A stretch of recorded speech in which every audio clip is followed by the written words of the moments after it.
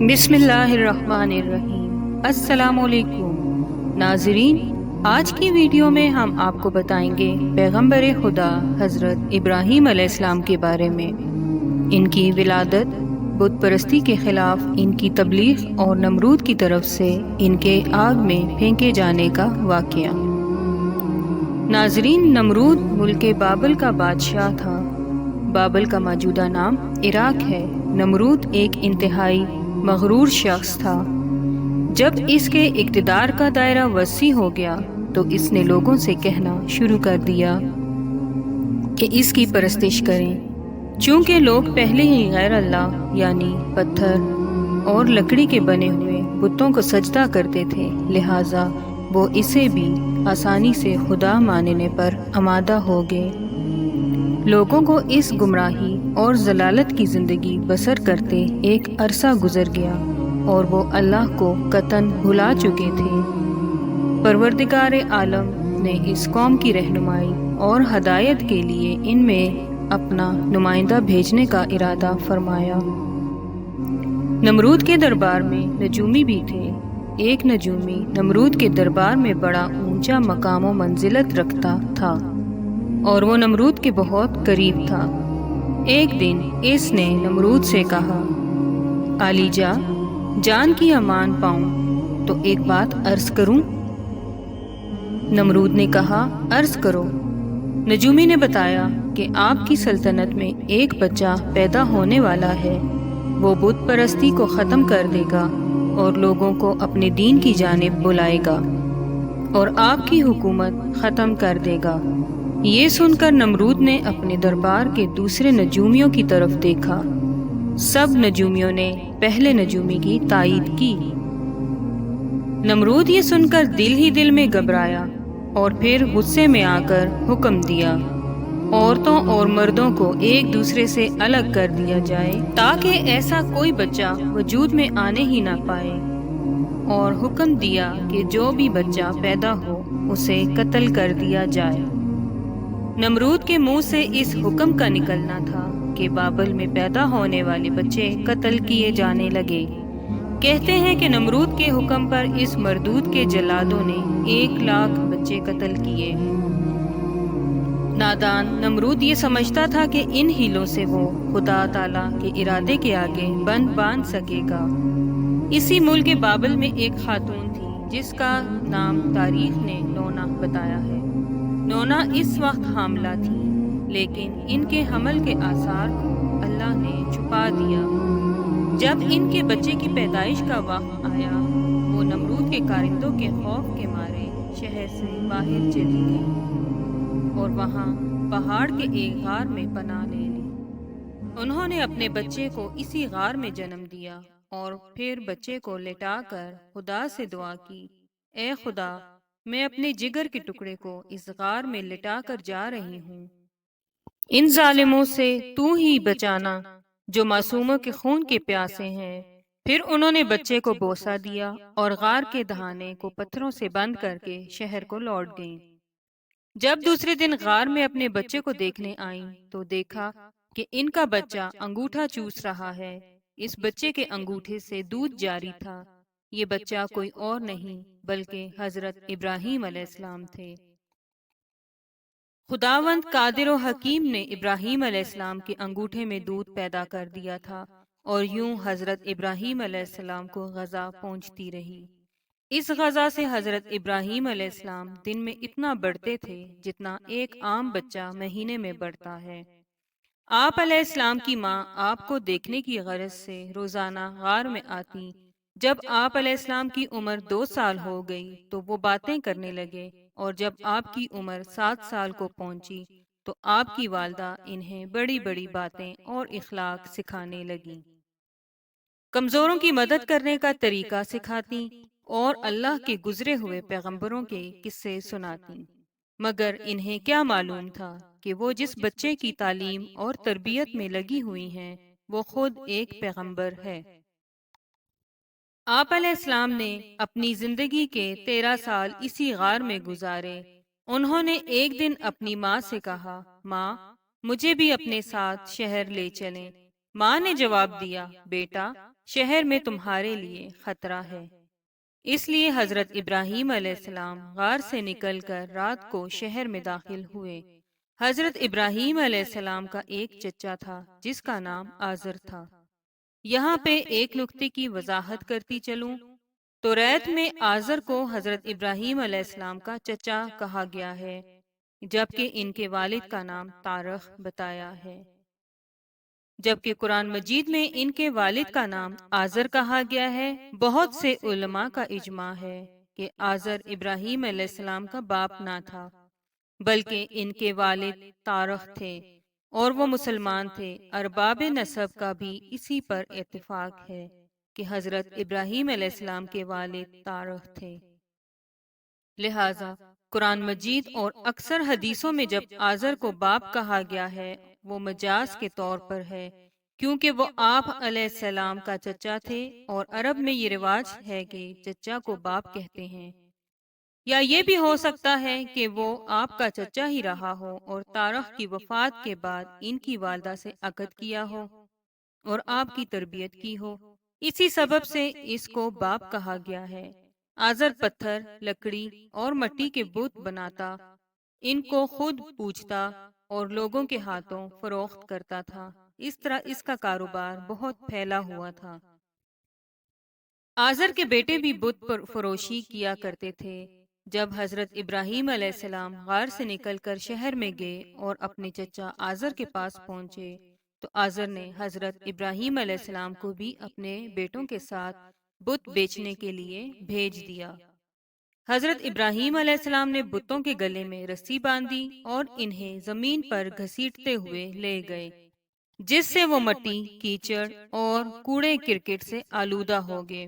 پھر آواز لگائی، اے لوگو، آؤ اور مجھ سے وہ بت خریدو جو بے جان ہیں، عقل و ہوش سے عاری ہیں اور کوئی نفع یا نقصان نہیں پہنچا سکتے۔ بتوں کے ساتھ حضرت ابراہیم علیہ السلام کا یہ سلوک بت پرستوں کی نظر میں بے حد توہین آمیز تھا۔ پھر نوبت یہاں تک آ پہنچی کہ آزر نے حضرت ابراہیم علیہ السلام کو اس بارے میں نصیحت کی۔ ایک دن حضرت ابراہیم علیہ السلام نے اپنے چچا سے پوچھا، چچا جان، آپ لکڑی، پتھر اور مٹی کے بت بناتے ہیں جو نہ بول سکتے ہیں، نہ سن سکتے ہیں، نہ آپ کو کوئی نفع دے سکتے ہیں اور نہ نقصان پہنچا سکتے ہیں۔ آزر نے چونک کر پوچھا، کیا تم ہمارے خداؤں کے مخالف ہو؟ دیکھو، آئندہ اس طرح کی بات زبان پر نہ لانا ورنہ تمہیں سزا ہوگی۔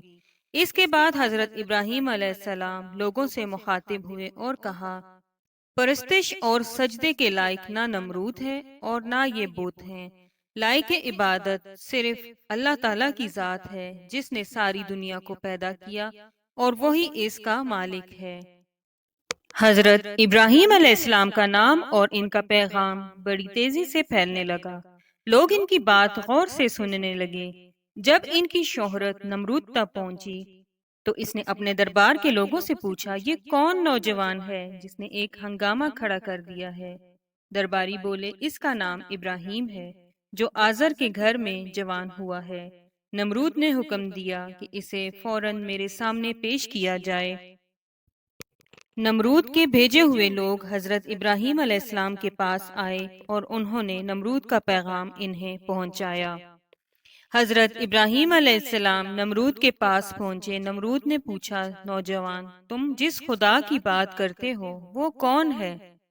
حضرت ابراہیم علیہ السلام نے جواب دیا، میرا خدا وہ ہے جو لوگوں کو زندگی اور موت دینے کی قدرت رکھتا ہے۔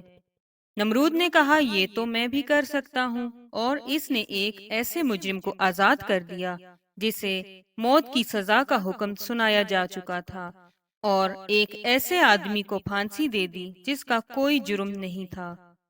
پھر کہنے لگا، اب بولو، میرے خدا ہونے میں تمہیں کیا شک ہے؟ میں بھی تو جس کو چاہوں زندگی بخش دوں اور جس کو چاہوں موت دے دوں۔ حضرت ابراہیم علیہ السلام نے فرمایا، اگر تو سچا ہے تو جس کو قتل کیا ہے اس کو زندہ کر کے دکھا۔ پھر فرمایا، میرا خدا سورج کو مشرق سے نکالتا ہے اور مغرب میں غروب کرتا ہے، تو اسے مغرب سے نکال کر دکھا۔ نمرود اس سوال کا کوئی جواب نہ بن پڑا اور وہ شرمندہ ہو گیا۔ اس وقت حضرت ابراہیم علیہ السلام کی والدہ نے نمرود سے کہا، بادشاہ سلامت، مجھے اجازت دیں کہ میں ابراہیم علیہ السلام کو اپنے ساتھ لے جاؤں، کیونکہ یہ ابھی ناسمجھ ہے۔ آزر بولا، بادشاہ سلامت، آپ ابراہیم علیہ السلام کو گھر جانے کی اجازت دے دیں، میں اسے آپ کی اور بتوں کی توہین سے باز رکھنے کی ضمانت دیتا ہوں۔ نمرود نے کہا، میں تمہاری خاطر حضرت ابراہیم علیہ السلام کو معاف کرتا ہوں، لیکن اگر اس نے آئندہ کوئی ہنگامہ کھڑا کیا تو میں اسے زندہ جلا دوں گا۔ حضرت ابراہیم علیہ السلام اس واقعے کے بعد بھی اپنے مشن سے باز نہ آئے اور انہوں نے ایک دن آزر سے کہا، چچا جان، یہ بت کیا ہیں جن کو آپ خود بناتے ہیں، خود پوجتے ہیں اور خود ہی ان کو خدا مانتے ہیں؟ آزر یہ بات سنتے ہی بگڑ گیا اور اس نے کہا، ابراہیم، فوراً میرے گھر سے نکل جاؤ، میں تمہاری شوخی مزید برداشت نہیں کر سکتا۔ حضرت ابراہیم علیہ السلام یہ کہتے ہوئے گھر سے نکلے، چچا جان، آپ نہیں مانتے تو میں جاتا ہوں، مگر میں اپنے مشن سے باز نہیں آؤں گا، کیونکہ میں خدا سے ڈرتا ہوں، ان بتوں سے یا نمرود سے نہیں ڈرتا۔ حضرت ابراہیم علیہ السلام نے اپنے چچا کے گھر سے الگ اپنا کوئی انتظام کر لیا اور وہاں سے چلے گئے۔ اپنے قول کے مطابق ایک اللہ کی بندگی کی دعوت دیتے رہے اور بتوں کی خدائی کا انکار کرتے رہے۔ ملک بابل کے لوگ ہر سال ایک عید منایا کرتے تھے اور اس دن وہ کچھ خصوصی مراسم انجام دیا کرتے تھے۔ چنانچہ وہ لوگ سارا دن شہر سے باہر گزارتے تھے۔ ایک دفعہ جب عید کا دن آیا اور وہ لوگ شہر سے باہر چلے گئے تو حضرت ابراہیم علیہ السلام اکیلے اس شہر میں باقی رہ گئے۔ حضرت ابراہیم علیہ السلام نے دیکھا کہ شہر خالی ہے اور بت خانے کا کوئی محافظ بھی نہیں ہے، تو حضرت ابراہیم علیہ السلام نے ایک کلہاڑا لیا اور بت خانے میں جا پہنچے۔ اس عالی شان بت خانے کو دیکھنے لگے جس کو بڑی نفاست سے سجایا گیا تھا۔ اس میں مختلف بتوں کو ان کے رتبے کے مطابق ترتیب دیا گیا تھا۔ تب آپ نے ان بتوں کا مذاق اڑانے کے لیے وہ کھانا ان کے آگے رکھا جو آپ ساتھ لے گئے تھے۔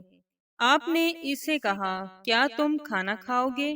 جب بتوں کی طرف سے کوئی جواب نہ ملا تو عذرا تمسخر کہا، تم بولتے کیوں نہیں؟ لیکن اب بھی کوئی جواب نہ ملا۔ اس پر حضرت ابراہیم علیہ السلام نے کلہاڑا اٹھایا اور ایک کنارے سے بتوں کو توڑنا شروع کیا۔ سارے بت چکنا چور کر دیے۔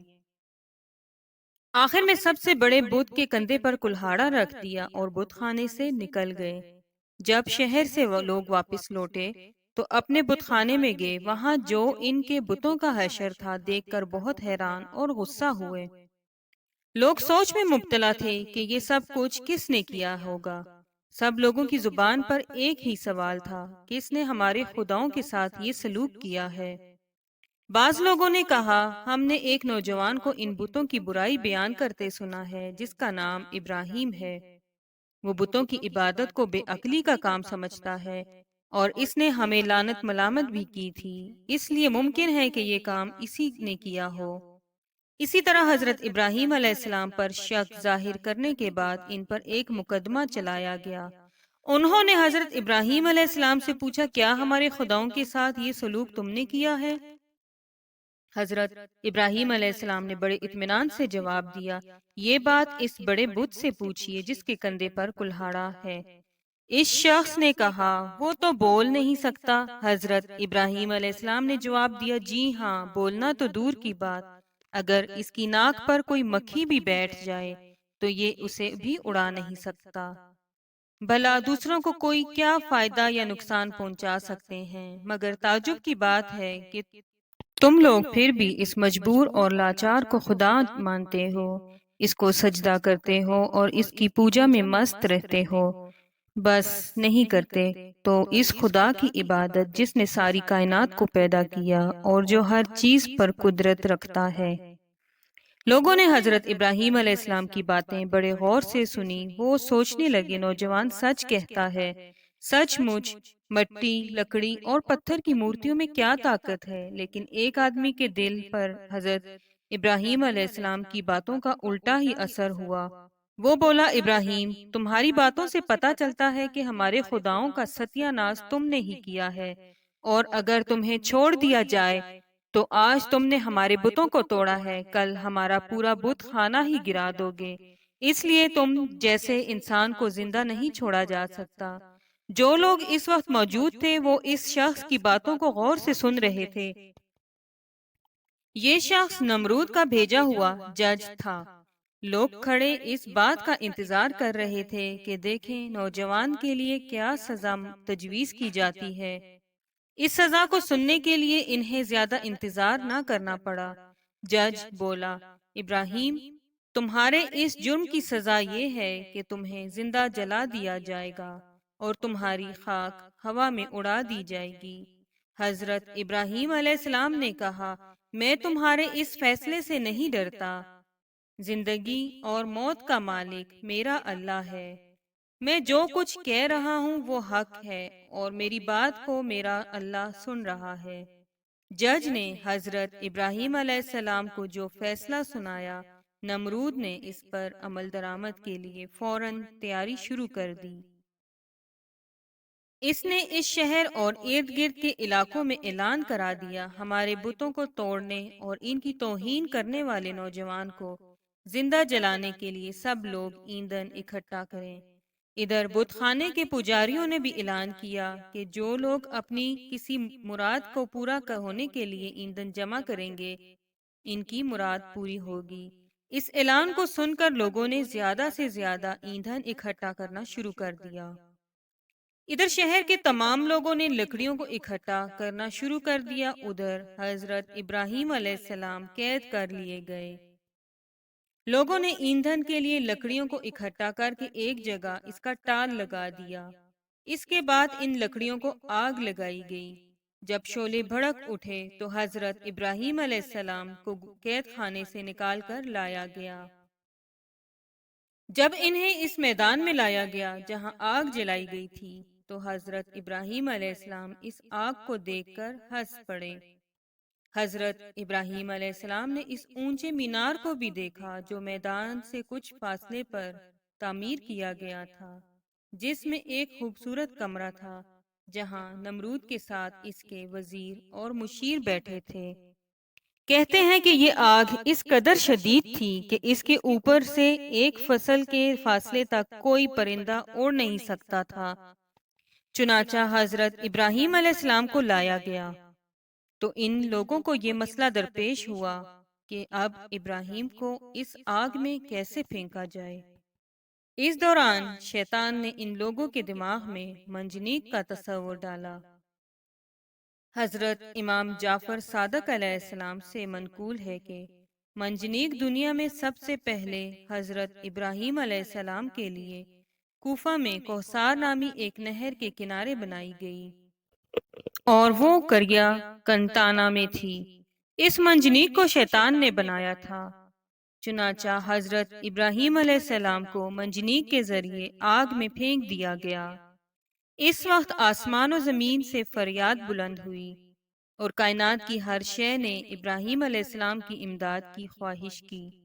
زمین نے کہا، پروردگار، مجھ پر سوائے ابراہیم علیہ السلام کے تیری عبادت کرنے والا کوئی نہیں۔ کیا تو راضی ہے کہ لوگ اسے جلا دیں؟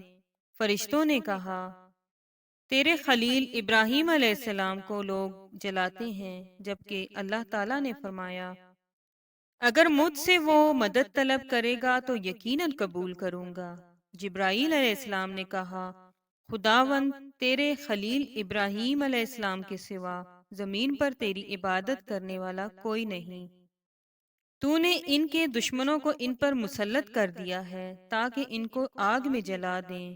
حق تعالیٰ نے فرمایا کہ خاموش ہو جا، ایسی بات تیرے جیسا بندہ کہہ سکتا ہے جو ڈرتا ہے کہ کوئی امر اس کے قبضہ اختیار سے باہر ہو جائے گا۔ وہ میرا بندہ ہے، جس وقت چاہوں گا اس کو بچا لوں گا۔